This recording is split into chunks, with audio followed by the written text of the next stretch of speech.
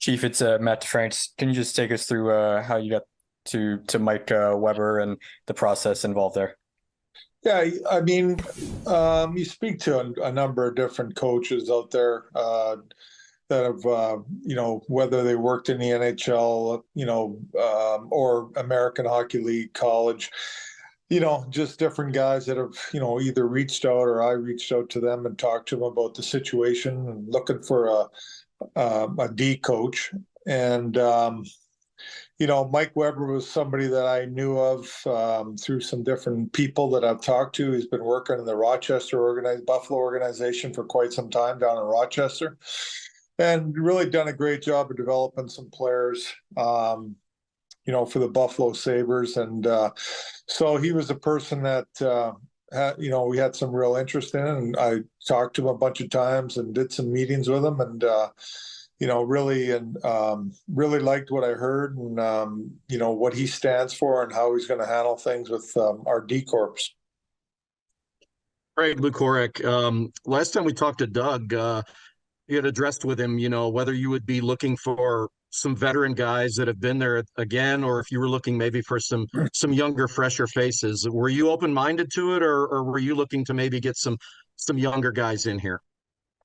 I don't think I was looking for a younger guy, an older guy. I was looking for the right guy, I think, more than anything. Somebody that's going to fit in with our coaching staff, and somebody that's going to really help our D Corps and, our whole defensive situation and our penalty kill. Mike was the guy for me. And Doug. I mean, he's done a great job there with the Buffalo organization. With developing D, and really I thought fit into what we were preaching and what we want to get, where we want to get to. And I think he's going to fit in really well with our coaching staff. I think you gotta have both. I think the people you bring in got to really fit in with your coaching staff, and that's important also.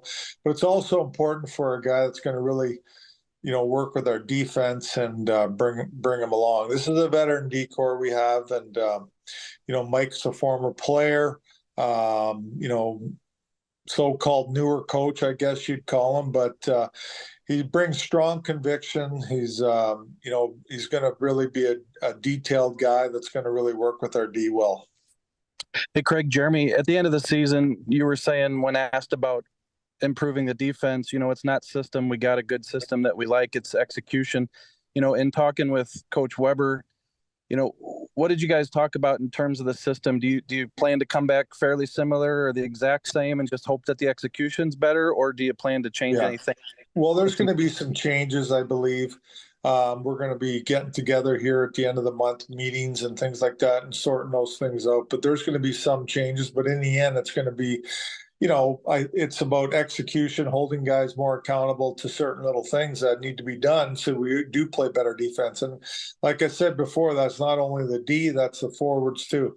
They're all got to work together, and they all got to be committed. Commitment's a big deal, and we really have to be committed to doing that. Chief, and then with Michael Babcock, can you just talk us through the thought process in going with a skills coach instead of another assistant coach? Yeah. Well, he's a young guy that's obviously his dad speaks for itself on the hockey side of things. Real young, smart kid.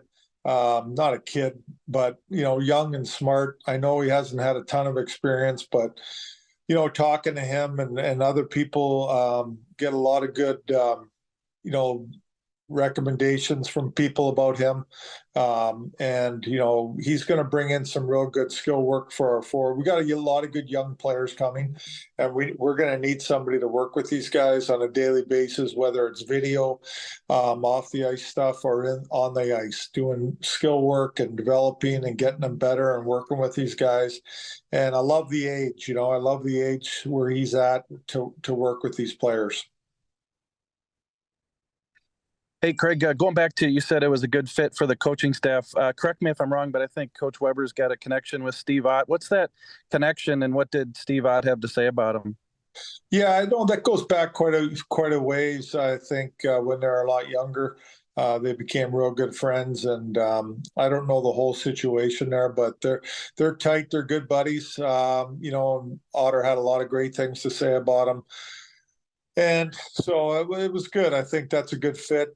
They know each other very well. They're going to be working real closely together. So that made me feel a lot more comfortable. And Chief, with Mike, what did you like about the way Rochester played defense? Well, they play the system that we want to play. That's one thing. They've had real good success there, but it's not only just the system.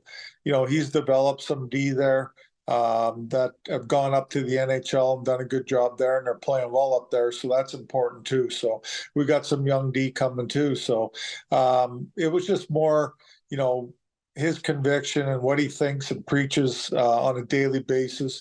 He's got a strong personality. His attitude is awesome. And again, he's going to hold people accountable, and that's really important. Hey, Chief, what was the process like? I think Doug said a couple of weeks ago that he really put it in your hands. I guess he's got final say or whatever, but seems like you put a lot of faith in what you went out and who you found. Yeah, no, the process is just like, again, you're talking to a lot of people. There's a lot of people that are reaching out to you because they know that there's a couple openings in the Blues organization on the coaching side of things. So you end up talking to a ton of different coaches, and it's great. It's great talking to these guys and hearing them out. And then you got to make decisions. They're not always easy, but again, I don't make those decisions alone. I run them by different people that are involved in our organization that I trust, and talking to our coaches, our general manager, different people, and then you just got to make a decision on what you think fits best. With just the two assistants now, do you feel like the roles are pretty defined on your staff with both Steve and Mike? Oh, I do. Yeah, they are defined for me. Mike's going to run the D. He's going to run the penalty kill. Otter's on the forward side of things, running the power play. So, but we all work together and we all communicate together on all these different things. So, again, the coaching staff is all together and doing things together. But those guys have specific roles for sure. Craig, was this close? I mean, did you have anybody else in mind that you really liked, and these two in particular just said, yeah, these guys are the right fits for us? Yeah, there's a lot of guys. There's a lot of guys out there that can do the job, and it's just, again, it's just a decision and a feel that I have, that I trust in, and I believe in, and that's what I go with. I mean, there's a lot of guys that are capable of doing the job, and again, you just got to make decisions. They're not always easy, and you just got to make sure that you're really diligent and doing your work and checking every little thing out. Craig, were there any differences between the way that you see Mike Weber being a D coach and what Mike Van Ryn attributed to the team when he was there? Well, they're different people. I think more than anything, they're just different people, different personalities. That's probably the biggest difference, and it's going to be a different voice. Craig, did you raise a drink on June 12th? Do you celebrate that day every year? I don't celebrate, but it's always a great day. You